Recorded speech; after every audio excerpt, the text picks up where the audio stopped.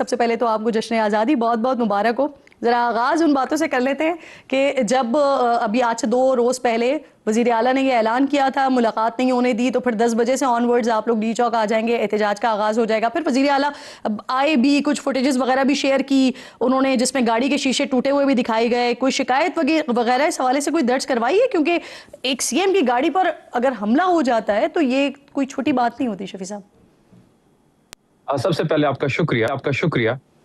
मेरी तरफ से खैबर पख्तूनख्वा की हुकूमत की तरफ से, तहरीक इंसाफ की तरफ से जश्न आज़ादी मुबारक हो। देखिए, आपने देखा होगा कि जब एक्सेस नहीं दिया गया तो सीएम अफरीदी साहब ने ये ऐलान किया था कि अगर जुमेरात के दिन तक एक्सेस नहीं दिया जाएगा तो हमने रात भर पूरे पाकिस्तान में हर चौक से डी चौक बनाना है। और फिर आपने मनाजिर देखे होंगे मुल्क के बेशतर हिस्सों के। उसी तनाजुर में कल जब हम केपी हाउस थे, जब हम अडियाला से वापस गए तो केपी हाउस गए, और केपी हाउस से जब हम निकले तो हम पिंडी की तरफ जाना चाहते थे और पिंडी से लीड करते हुए हम इस्लामाबाद आना चाहते थे। लेकिन किरण साहिबा 6 जगहों पे हमारे काफिले को रोका गया। बाकायदा उसके फुटेजेस मौजूद है। सीएम साहब खुद गाड़ी से उतरते हैं और उन्होंने पुलिस से भी बात की। वहां पे जहां जहां हमारी गाड़ी मूव करती थी, आगे से ब्लॉकेज जो है वो रख देते थे। इन तमाम तर 2 घंटे की पूरी मतलब गुजरने के बाद हम दोबारा जब ब्लू एरिया की तरफ आए तो हमने उसी रोड से ही काफिले को लीड करना शुरू कर दिया। और हजारों लोग जो है वो सीएम अफरीदी साहब को देख के और तहरीक इंसाफ की परचम को देख के वो गाड़ी की तरफ लपके और काफिला बनता गया।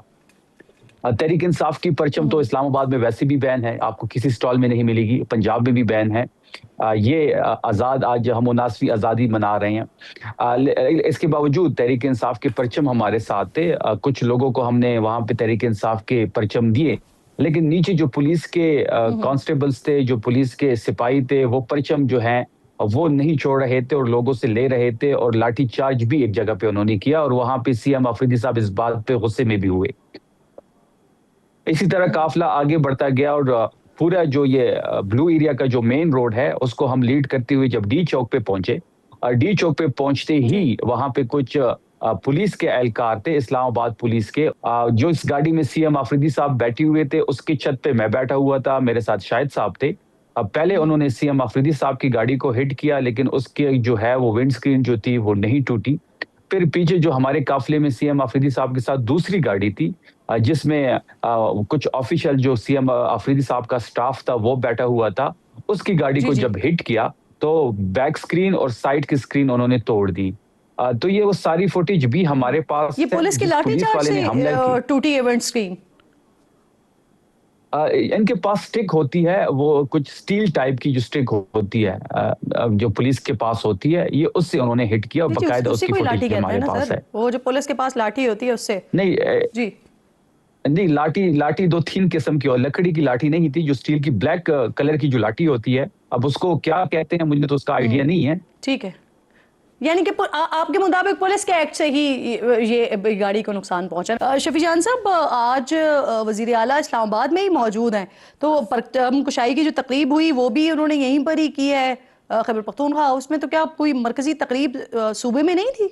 देखिए, पहली बात यह है कि एक रियासत दो दस्तूर कल रात को आपने देखे होंगे। कल इस्लामाबाद के डी चौक पे ही एक तकरीब का इनेकाद था, जहां पे सीएम पंजाब को बुलाया गया था, लेकिन सीएम खैबर पख्तूनख्वा को नहीं बुलाया गया। देखिए, आपको ये पूछना चाहिए था कि आप उस तकरीब में क्यों नहीं गए, क्या उस तकरीब में आपको बुलाया गया था? लेकिन आपका क्वेश्चन ये है कि कोई मरकजी तकरीब में उन्होंने क्यों शिरकत नहीं की। आपका सवाल ये बनता है कि उस तकरीब में आप लोग क्यों नहीं गए, क्योंकि हमें कोई इन्विटेशन नहीं मिली। मेरा अगला सवाल यही था, लेकिन आपने खुद ही इस बात का जवाब दे दिया ना। मैं आपसे यही पूछना चाहती थी कि कल जो यादगार फतह की तकरीब हुई थी उसमें क्या बुलाए नहीं गए थे या खुद नहीं गए? तो आपने खुद ही बता दिया कि मदु ही नहीं किया। देखिए, इसी डी चौक पे एक सीएम को बुला के यादगार जो वहां तकरीब थी उसमें शिरकत करके बड़े प्रोटोकॉल के साथ, तो देखिए हम पुरअमन है, हमारे पास लोग भी थे कल डी चौक में। अगर हम चाहते तो हम रेजिस्ट कर सकते थे, लेकिन सीएम अफरीदी साहब ने कोई रेजिस्ट नहीं किया। हमारा फोकस 27 सितंबर तक है, हम पुरअमन रहेंगे। हमने पुरअमन ही इस तहरीक को लीड करना है। बार बार ये चीजें हमारे साथ हो रही हैं। और जहां तक आपकी मरकजी तकरीब की बात की, सीएम मुझे फरमाइएगा सर, कुछ इत्तलात ये आ रही हैं कि जो आपकी लीगल टीम है, मुझे कंप्लीट करने, जस्टिस इस्लामाबाद के, जी कंप्लीट कर लें, मुझे कंप्लीट करने दे। देखिए, सीएम खैबर पख्तूनख्वा जो है वो केपी हाउस में सुबह मौजूद थे, उन्होंने वहां पे परचम कुशाई भी वहां पे की।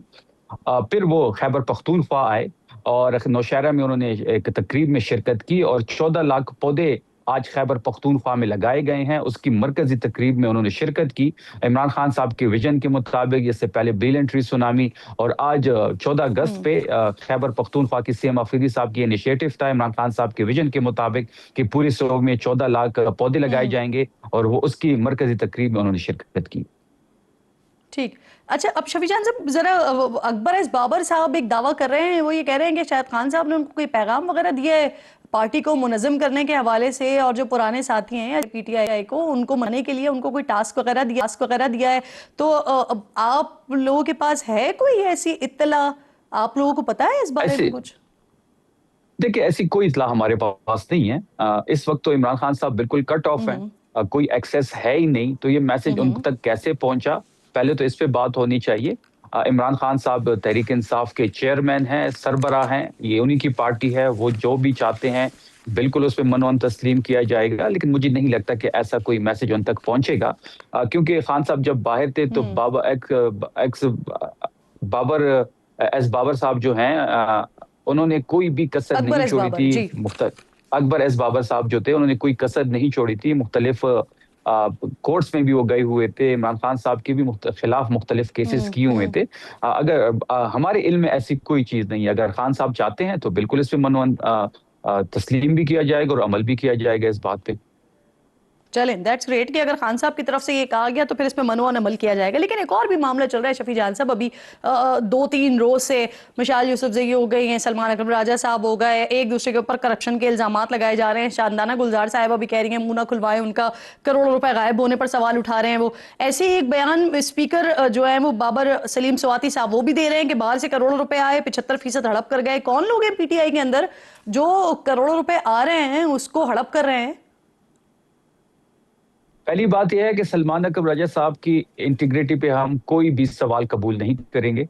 मैं पर्सनली हमेशा उनकी तारीफ करता हूँ। जिस तरीके से वो चीजों को आगे लेके बढ़ रहे हैं, वो काबिल सताइश है, काबिल तारीफ है। वो हर जगह मौजूद होते हैं। पंजाब में जिस किस्म की फसातियत है, लेकिन उसके बावजूद कोई भी इवेंट हो या फिर पार्टी को जहां भी उनको जरूरत पड़ी वो वहां पे खड़े होते हैं। अगर इस वक्त कोई ये इल्जाम लगा रहा है कि करोड़ों रुपए आए हैं, पहले ये तो बताएं कि करोड़ों रुपए किसने भेजे हैं, किसको मिले हैं, ये तमाम तफसीलात उनके पास होंगी। और देखिए इल्जाम, देखिए सवाल तो यही है ना कि आप कह रहे हैं इंटेग्रिटी पे कोई सवाल हम बर्दाश्त नहीं करेंगे, तो फिर जो आपकी अपनी पार्टी के लोग सवाल उठा रहे हैं उनके खिलाफ आपने कार्रवाई की क्या? मिसाल यूसुफजई अगर सलमान अकरम राजा के लिए बात करेंगे तो सलमान साहब ये कह रहे हैं कि मैं उनकी सेनेट की रुकनियत तो मुअत्तल नहीं कर सकता, पार्टी से निकाल सकता हूं, लेकिन उस पर भी अभी तक कुछ नहीं हुआ। शानदाना गुलजार साहिबा के लिए भी अभी तक कुछ नहीं हुआ, स्वाति साहब के हवाले से भी कुछ नहीं हुआ। तो पार्टी ने कुछ किया तो नहीं उन अरकान के खिलाफ? देखिए, पार्टी से किसको निकालना है, किसको पार्टी में लाना है, ये फैसला इमरान खान साहब कर सकते हैं। इसके अलावा ये फैसले की कुव्वत किसी के पास नहीं है। दूसरी बात यह है कि इस टाइम हमें इत्तेफाक की जरूरत है, इत्तेहाद की जरूरत है। अगर इतने संगीन नौयत के इल्जामात लगा रहे हैं और ऐसे वक्त में कि जब आप खुद जानते हैं कि इस वक्त आपकी पार्टी के लिए मुश्किलात हैं, अंदर भी इतने ज्यादा अगर मसाइल हों, तो नोटिस तो दिया जा सकता है जनरल सेक्रेटरी की तरफ से। मैं उसी पे आ रहा हूँ, बिल्कुल नोटिस दिया जा सकता है, लेकिन जहां तक निकालने की बात है वो फैसले की कुव्वत इमरान खान साहब के पास है।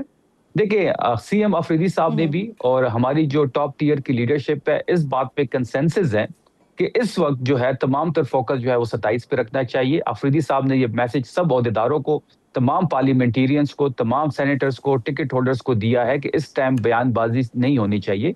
अगर इस टाइम कोई बयानबाजी होती है और उस बयानबाजी से कोई नुकसान पहुंचता है, ये इमरान खान साहब की रिहाई की तहरीक है, ये वो मुतासिर होगी। अगर वो मुतासिर होगी तो कल को वही बंदा जिम्मेदार होगा। हमें अपना हाउस इन ऑर्डर करना पड़ेगा, इसमें कोई शक नहीं है।